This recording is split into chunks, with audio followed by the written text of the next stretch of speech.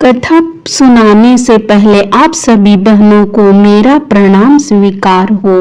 चलिए कथा सुनते हैं। दो बहनें थीं, एक का नाम सुखिया और दूसरी का नाम था दुखिया। दोनों का भाग्य उनके नाम जैसा ही था। दुखिया गरीब थी और बहुत दुखी रहती थी। सुखिया अमीर थी और हमेशा सुखी रहती थी। दोनों एक ही गांव में रहती थीं। दुखिया सुखिया के घर में काम करती थी, साफ सफाई करती, खाना बनाती और जो खाना बच जाता था वह खाना सुखिया दुखिया को दे देती थी। इसी तरह दुखिया का घर चलता था। समय बीतता गया। दोनों को बच्चे थे। सुखिया के 2 पुत्र थे और दुखिया को भी 2 पुत्र थे। जब ज्यूतिया का व्रत आया तो दोनों बहन ज्यूतिया का व्रत रखी थी। दुखिया सुखिया के घर में काम करती थी। व्रत के दिन दुखिया ने सुखिया के घर जो चावल फटका, जो खुदी निकला, वह अपने लिए रख ली और साफ चावल सुखिया को दे दी। फिर साग को चुनी, पत्तियों को डंठल से अलग किया। बढ़िया वाला साग सुखिया के लिए रख दी और जो डंठल था वह अपने लिए रखी। अब दुखिया ने सुखिया के घर सारा खाना बना दिया और अपने घर चावल की खुदी और साग की डंठल लेकर गई बनाने के लिए। खुदी का चावल और साग की डंठल बनाकर वह खाना अपने बच्चों को खिलाई और खुद भी खाई। उसके बाद दुखिया सोने चली गई।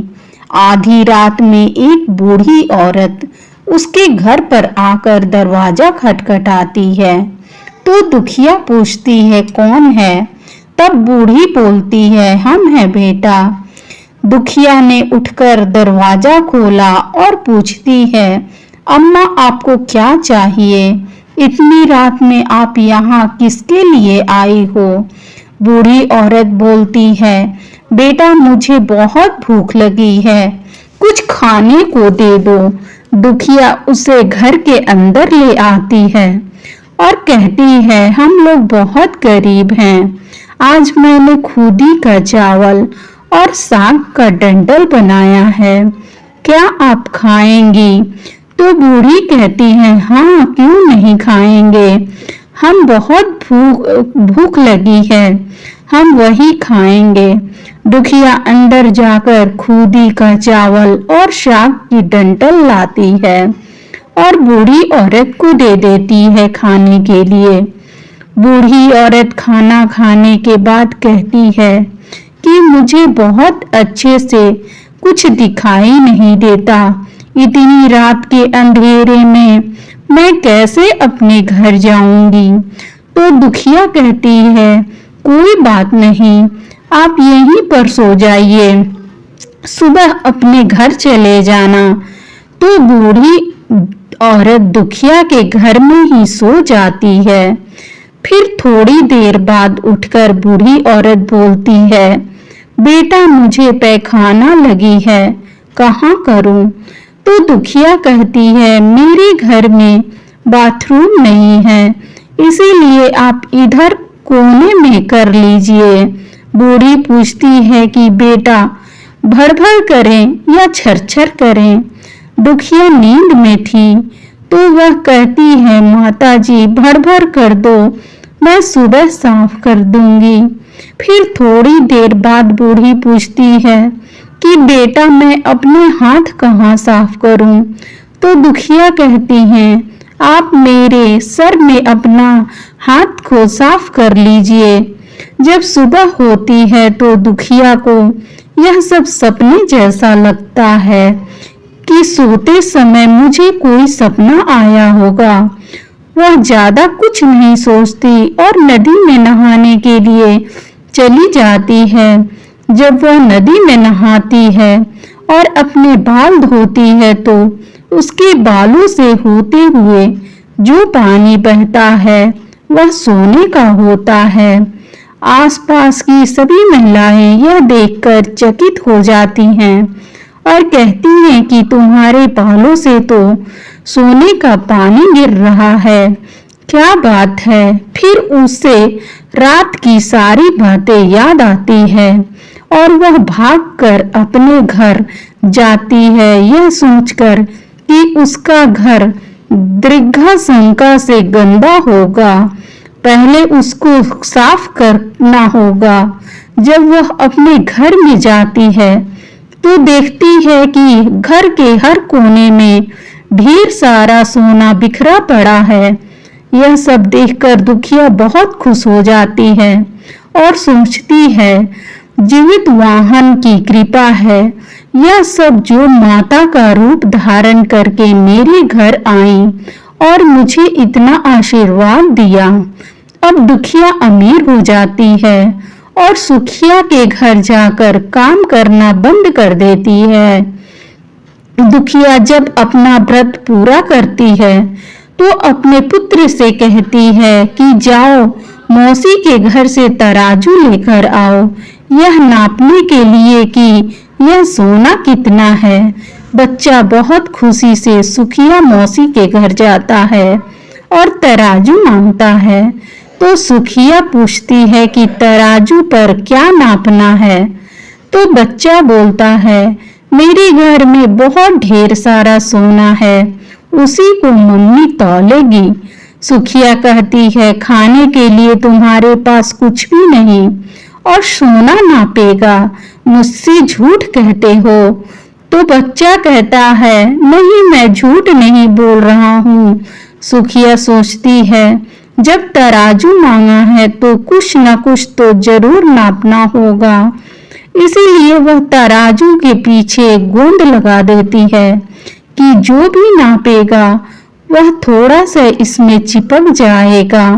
दुखिया जब तराजू पर सोना नापती है तो कुछ सोना का टुकड़ा उसके बूंद में चिपक जाता है। जब बच्चा तराजू लौटाने आता है तो सुखिया उसको उलट पुलट कर देखती है तो उसे तराजू में सोना लगा हुआ मिलता है। सुखिया सोचती है, उसके घर में जरूर कहीं से सोना आया होगा, इसीलिए वह कई दिनों से काम पर भी नहीं आ रही है। सुखिया उसके घर जाकर देखती है कि यह सोना कहाँ से आया। जब सुखिया दुखिया के पास जाकर पूछती है कि तुम्हारे पास कहाँ से इतना सारा सोना आया कि तुम तराजू मंगाई नापने के लिए, तो दुखिया उस रात की कहानी अपनी बहन सुखिया को बताती है। दुखिया का मन एकदम सच्चा था, इसलिए वह सब कुछ बता दी। लेकिन सुखिया के मन में लालच आने लगा कि दुखिया के पास हमसे भी ज्यादा धन आ गया। अब अगले जिउतिया में मैं भी खुदी का चावल और साग की डंठल बनाऊंगी। फिर अगले साल जिउतिया का व्रत दोनों बहन ने रखा। सुखिया के पास हर तरह का सुख था और धन भी था, फिर भी वह जिउतिया के दिन चावल फटक कर साफ चावल फेंक दी और खुदी अपने पास रख ली।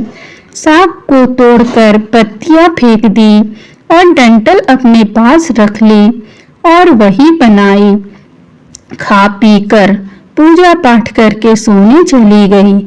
फिर आधी रात में उसके घर में भी बूढ़ी औरत आई। दरवाजा खटखटाती है। सुखिया उसी का इंतजार कर रही होती है। वह तुरंत दरवाजा खोलकर बूढ़ी औरत को अपने घर ले आती है। बूढ़ी औरत बोलती है, मुझे बहुत भूख लगी है, कुछ खाने को दे दो। तो सुखिया कहती है, मैंने खुदी का चावल और डंठल का साग बनाया है। बूढ़ी औरत बोलती है, कोई बात नहीं, मैं वही खा लूंगी। तो सुखिया परोस देती है। वह खाना खाने के बाद सोने चली जाती है। बुढ़िया बोलती है, मैं घर नहीं जा सकती, मुझे कुछ दिखाई नहीं देता। तो सुखिया कहती है, कोई बात नहीं, आप यहीं सो जाओ। थोड़ी देर बाद बूढ़ी फिर बोलती है कि मुझे पैखाना लगा है, कहाँ करूं? तो सुखिया कहती है कहीं कोने में कर लीजिए। फिर थोड़ी देर बाद बूढ़ी पूछती है कि भड़भड़ करें या छरछर करें।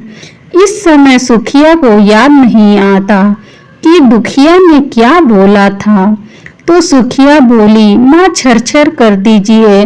फिर बूढ़ी औरत पूछती है कि बेटा मैं अपने हाथ कहाँ साफ करूं? सुखिया कहती है मेरे सर में साफ कर लीजिए। बूढ़ी अपना हाथ सुखिया के सर में साफ कर लेती है। जब सुखिया सुबह उठती है तो उसका पूरा घर गंदा पड़ा होता है और उसके बाल में भी बहुत गंदगी लगी होती है। यह सब देखकर सुखिया बहुत दुखी हो जाती है और उसे बहुत गुस्सा भी आता है। वह अपनी बहन दुखिया को बुलाती है और उसको गुस्सा करती है कि तुमने हमसे झूठ कहा और मेरा पूरा घर गंदा करवा दिया। तो दुखिया पूछती है तुमने क्या कहा था, भड़भड़ या छरछर? तो सुखिया कहती है मैं तो छरछर बोली थी। तो दुखिया कहती है यहीं पर तुमने गलती करी और तुम्हारे पास तो सब कुछ था, किसी चीज की कोई कमी नहीं थी, फिर भी तुमने लालच किया। मेरे पास तो कुछ भी नहीं था, तुम्हारे पास तो सब कुछ था। तुम्हारे घर ज्योत माहन बाबा भेष बदल कर आए, लेकिन तुमने कुछ भी अच्छा खाना नहीं परोसा। मेरे पास तो कुछ भी नहीं था, इसलिए मैंने उन्हें खूदी का चावल और शाक का डंठल परोसा था। तुमने अपने घर आए भगवान का अपमान किया। सब कुछ रहते हुए भी तुमने साग और भात खिलाया। तुम्हारे पास सब होते हुए भी तुम्हें लालच नहीं करना चाहिए था, इसलिए तुम्हारे साथ बुरा हुआ। तृतीया व्रत की दूसरी कथा। एक विशाल पेड़ पर चील रहती थी और उसी पेड़ के नीचे एक सियारिन भी रहती थी। चील और सियारिन दोनों ही पक्की सहेलियां थीं। कुछ महिलाओं को जिउतिया व्रत करते देख चील और सियारिन ने भी यह व्रत करने का संकल्प लिया और दोनों ही भगवान श्री जीवित वाहन की पूजा और व्रत करने का प्रण ले लिया। जिस दिन दोनों को व्रत रखना था, ठीक उसी दिन शहर के एक बड़े व्यापारी की मृत्यु हो गई और उसका दाह संस्कार वही मरुस्थल पर हुआ। मुर्दा देखकर सियारिन को भी भूख लगने लगी और वह खुद को रोक नहीं पाई, जिसके कारण उसका व्रत टूट गया। परंतु चील ने खुद पर संयम रखा और पूरी श्रद्धा और नियम से अपना व्रत पूरा किया और अगले दिन व्रत का पारण भी किया। उसके बाद अगले जन्म में दोनों सहेलियों ने पुत्री के रूप में एक ब्राह्मण परिवार में जन्म लिया। उनके पिता का नाम भास्कर था। चील बड़ी बहन और सियारिन छोटी बहन बनी। बड़ी बहन का नाम शीलावती रखा गया और उसकी शादी बुद्धिसेन के साथ हो गई। छोटी बहन का नाम कपूरावती रखा गया और उसी की शादी उसी शहर के राजा माल्यकेतु से हुई और छोटी बहन कपूरावती कंचनवटी नगर की रानी बन गई। अब भगवान जीवित वाहन के आशीर्वाद से बड़ी बहन शीलावती को 7 पुत्र प्राप्त हुए, लेकिन कपूरावती के बच्चे जन्म लेते ही खत्म हो जाते थे। कुछ सालों बाद शीलावती के 7 पुत्र बड़े हो गए और राजा के दरबार में काम करने लगे। उन्हें देखकर कपूरावती के मन में ईर्ष्या और जलन की भावना उत्पन्न होने लगी। इस ईर्ष्या की भावना में कपूरावती ने राजा से कहकर शीलावती के 7 बेटे के सर कटवा दिए। फिर उन सातों सिरों के साथ में बर्तन में डालकर ढक दिया गया और शीलावती के पास भिजवा दिया गया। यह सब देखकर जीवितवाहन ने मिट्टी की सहायता से सातों भाइयों के सर बनाए और सभी सिरों को धड़ से जोड़कर उन पर अमृत छिड़क दिया, जिसके कारण वो सातों भाई फिर से जिंदा हो गए और घर लौट आए। रानी ने जो कटे सर भिजवाए थे वह सब फूलहार बन गए। कपूरावती समाचार पाने को बहुत व्याकुल थी, लेकिन जब उसे ये इस बात का पता चला तो वो अपनी बड़ी बहन के घर गई और वह सबको जिंदा देखकर आश्चर्य में पड़ गई और बेहोश हो गई। जब कपूरावती होश में आई तो उसने अपनी बड़ी बहन से यह सारी बातें बताई और अपनी गलती का पछतावा किया। भगवान जीवितवाहन की कृपा से बड़ी बहन को पूर्व जन्म की सारी बात याद आ गई और वह अपनी छोटी बहन को उसी पेड़ के नीचे लाकर पूर्व जन्म की सारी बातें बताई, जिसे सुनकर कपूरावती फिर बेहोश हो गई और मर गई। जब राजा तक इस बात की सूचना मिली तो उन्होंने उसी जगह पर पेड़ के नीचे कपूरावती का दाह संस्कार कर दिया। जीवित पुत्रिका व्रत की तीसरी कथा। गंधर्वों के राजकुमार का नाम जीवितवाहन था। वे बड़े उदार और परोपकारी थे। जीवितवाहन के पिता ने वृद्धावस्था में वानप्रस्थ आश्रम में जाते समय इनको राज्य सिंहासन पर बैठाया, किंतु इनका मन राजपाट में नहीं लगता। वह राज्य का भार अपने भाइयों पर छोड़कर स्वयं वन में पिता की सेवा करने चले गए। वहां पर उनका माल्यवती नामक राज्य कन्या से विवाह हो गया। एक दिन जब वह वन में भ्रमण करते हुए जीवितवाहन काफी आगे चले गए, तब उन्हें एक वृद्धा विलाप करते हुई दिखी। इनसे पूछने पर वृद्धा ने रोते हुए कहा, मैं नागवंशी स्त्री हूँ और मुझे एक पुत्र ही है। पक्षीराज गुरुड़ के समक्ष नागों ने उन्हें प्रतिदिन भ्रमण हेतु एक नाग सौंपने की प्रतिज्ञा की हुई है। आज मेरे पुत्र शंखचूंड की बलि का दिन है। जीवितवाहन ने वृद्धा को आश्वासित करते हुए कहा, डरो मत, मैं तुम्हारे पुत्र के प्राणों की रक्षा करूंगा। आज उसके बदले मैं स्वयं अपने आप को उसके लाल कपड़े में ढककर बद्धशिला पर लेटूंगा। इतना कहकर जीवितवाहन ने शंखचूंड के हाथ से लाल कपड़ा ले लिया और वे उसे लपेटकर खुद को बलि देने के लिए चुनी हुई बद्धशिला पर लेट गए।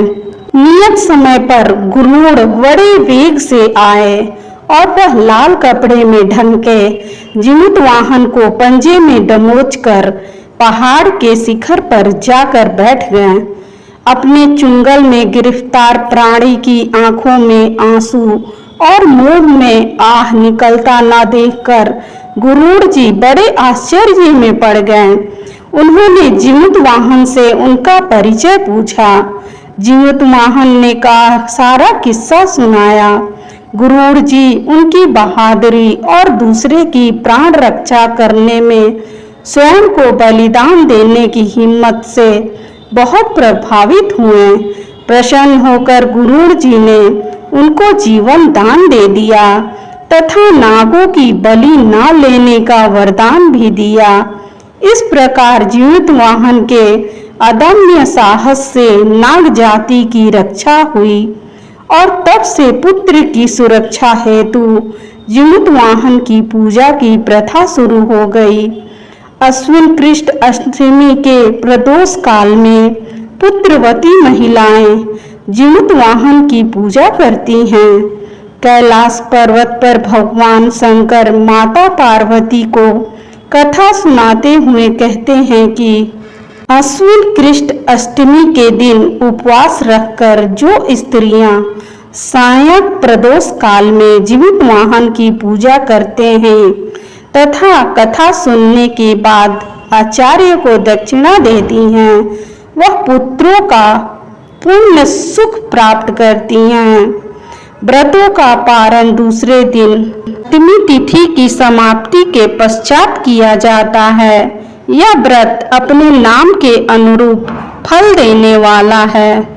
पुत्रिका व्रत की चौथी कथा महाभारत के युद्ध में जब अश्वत्थामा अपने पिता की मृत्यु से बहुत दुखी थे और अपने पिता की मृत्यु का बदला लेना चाहते थे, जिसके कारण वह पांडवों की शिविर में घुस गए।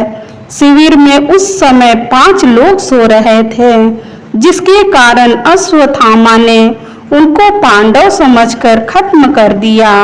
यह माना गया कि सभी पुत्र द्रौपदी के 5 पुत्र थे, जिसके बाद अर्जुन ने अश्वत्थामा को बंदी बना लिया और उनकी दिव्य मणि भी छीन ली, जिसके कारण अश्वत्थामा ने क्रोध में आकर अभिमन्यु की पत्नी के गर्भ में पल रहे शिशु को भी ब्रह्मास्त्र के जरिए मार डाला, जिसके बाद भगवान श्री कृष्ण ने अपने सारे पुण्य का फल उत्तरा की अजनबी संतान कुतिया और गर्भ में पल रहे शिशु को पुनः जीवित किया। श्री कृष्ण की कृपा से इस पुत्र का नाम जीवित पुत्रिका नाम दिया गया। तब से लेकर आज तक संतान की लंबी उम्र के लिए और उनकी मंगल कामना के लिए हर साल माताएं जीवतिया व्रत या जीवित पुत्रिका व्रत रखती हैं और परंपरा के साथ उन्हें पूजा भी करती हैं। जीवित पुत्रिका व्रत की 5वीं कथा 2 बहनें थीं, जिनका नाम चुलिया और सियारिया था। चुलिया बहुत मेहनती और गरीब भी थी। वह मजदूरी करके अपने बच्चों को पालती थी, लेकिन सियारिया गलत आचरण वाली थी, जो हमेशा मौज और ऐश करती थी और चुलिया से जलती भी थी। हर वक्त सियारिया यह सोचती कि चुलिया इतना खुश कैसे रहती है।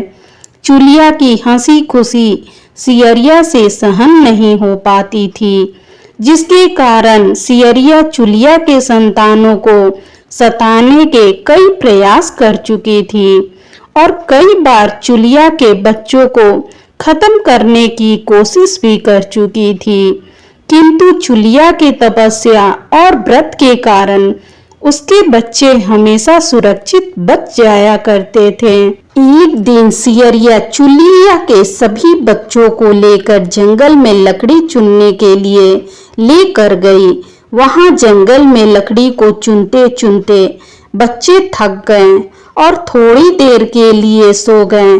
बच्चों को सोता देख सियारिया ने सभी बच्चों का सर काट दिया और टोकरी में रखकर वापस घर आ गई और चुलिया को वह टोकरी भेंट में दे दी और कहा, दीदी मैं जंगल से आपके लिए नारियल लाई हूँ, बच्चों को खिला देना। चुलिया ने उस टोकरी को उठाकर देखा नहीं और किनारे में रख दिया और अपने बच्चों की प्रतीक्षा करने लगी। जब शाम से रात हो गई और बच्चे वापस नहीं आए तो वह बहुत परेशान हो गई। बहुत ही करुण स्वर में जोर जोर से रोने लग गई। करुणा भरी स्वर को सुनकर शंकर और पार्वती जी से रहा नहीं गया और उन्होंने महादेव से कहा कि प्रभु, कोई दुखियारी बहुत रो रही है, उनके रोने में बहुत दर्द छुपा है, मुझसे बर्दाश्त नहीं हो पा रहा है। हमें चलकर देखना चाहिए कि कौन रो रहा है और क्यों रो रहा है।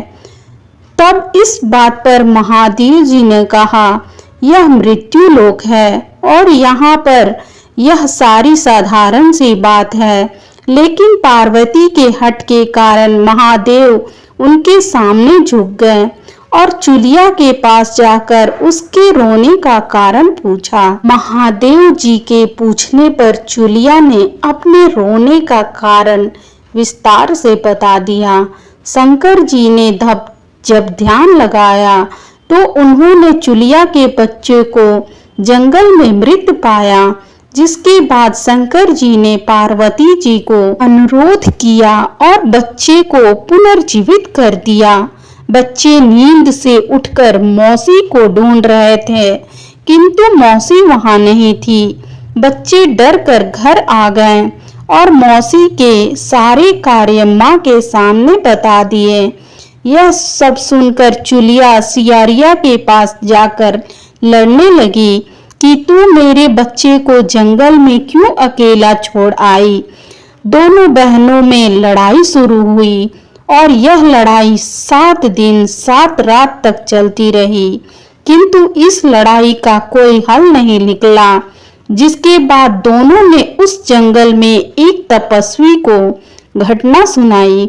घटना को सुनाने के बाद तपस्वी ने दोनों को आदेश दिया कि तुम दोनों जाकर पास में खेल रहे बच्चे को बाल से पकड़कर घसीटते हुए मेरे पास लेकर आओ, उसके बाद मैं निर्णय करूंगा।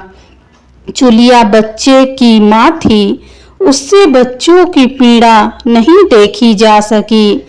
उसने महात्मा के वचनों का पालन नहीं किया, लेकिन सियरिया दौड़ती हुई गई और खेलते हुए बच्चों को बाल से पकड़कर खींच कर ले आई।